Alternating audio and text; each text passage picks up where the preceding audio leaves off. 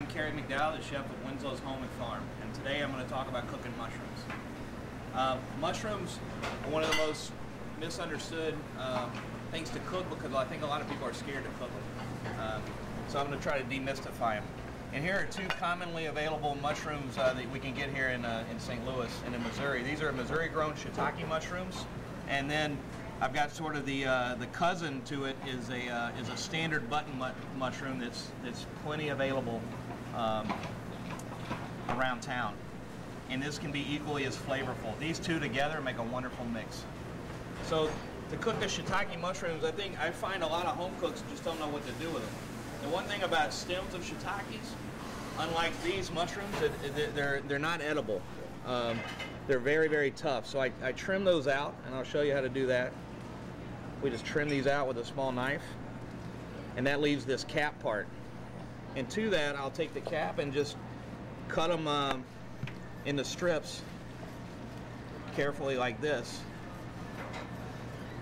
and that gives us a nice piece that has a good feel in the mouth. So I'll cook these shiitake mushrooms and these button mushrooms.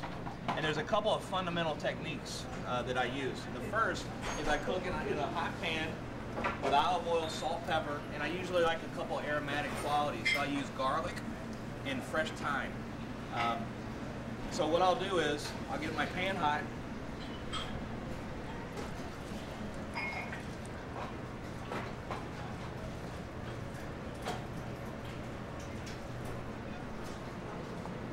I'll take a garlic clove and crush it, and that opens it up and lets the oils come out.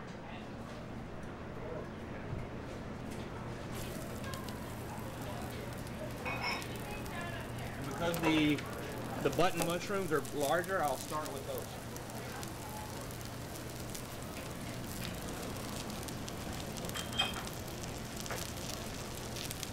I'll leave them in the pan for about 30 seconds until they take a little color. You can see here. And one thing to note is I haven't seasoned them with any salt and pepper yet. The trick to cooking mushrooms is to keep the moisture in the mushroom. If you salt them too early, the moisture comes out, and at the end of the cooking process, they get chewy. So it's one of the few things I start out without cooking with salt initially. So once 30 seconds, once they get a little color on them, you can see a little light brown right here. And you can also see that they've absorbed the oil that I started with. What I'll do then is I'll add these shiitake mushrooms.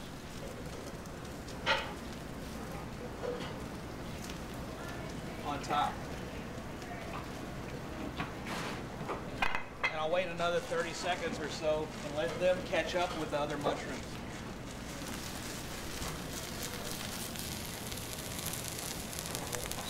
There's another trick that's sensory that you can't tell on television, but you can smell, at this point you can smell the mushrooms. They get a little earthy smelling, and that means you're ready to add salt.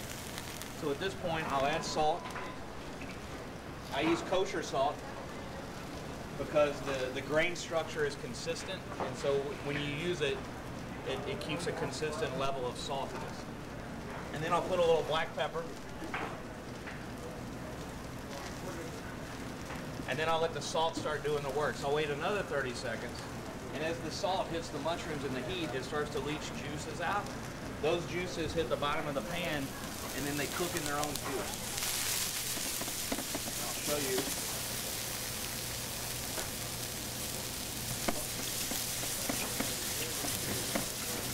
And the neat thing is you can hear the water coming out of them. So now it's a balancing act. Now you want to take just enough water out to cook them in their own steam and retain as much moisture as possible so that they're juicy when you eat them. At this point, I'll take fresh herbs, and in this case, this time of year, I like to use fresh thyme because it's really pungent and flavorful. Okay, so I'll put those in, and instead of picking them and taking the leaves off, I just leave them on the stem like that. And if you think about making tea, what will happen is in the steaming process, and the moisture will pick up some of the delicate juice from those herbs,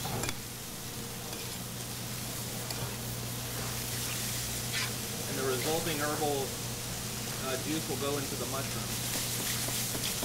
The other reason I like to cook them with the stems in is that you can remove them easily.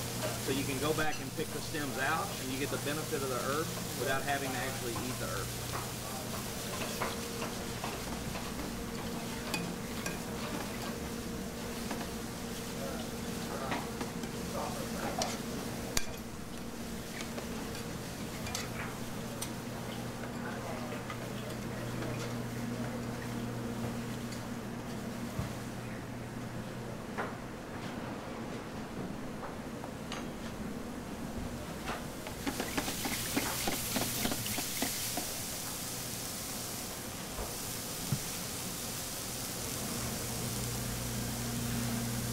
So now the last, I mentioned earlier that the mushrooms absorb the olive oil that I started with. In the beginning, a tablespoon or two is plenty, just enough to lubricate. What happens is the mushrooms absorb the oil like a sponge, but as they start to throw their juices, we reclaim some of that oil. So when I know that I'm just about ready to go, and it's been probably now 3-4 minutes, I'll add just a little bit more olive oil to finish. You'll notice that I'll get a little more steam. I'll toss it a couple of times.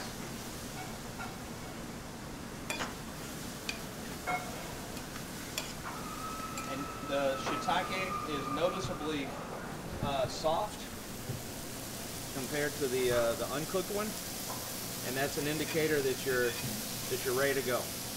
So at this point, I'll take them off.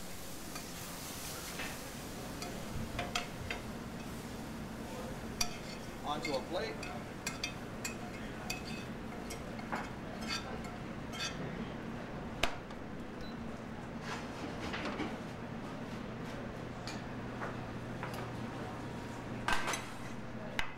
And there they are. The nice thing about this can be done up to a day ahead of time. And then if you use a dish, say you're going to make a pasta or something, you can just use these cooked mushrooms and fold them in at the last minute. It makes life a lot easier. But right now you'll see they're sitting on a nest of fresh thyme and herbs and those garlic cloves, and all the flavors are coming together right now.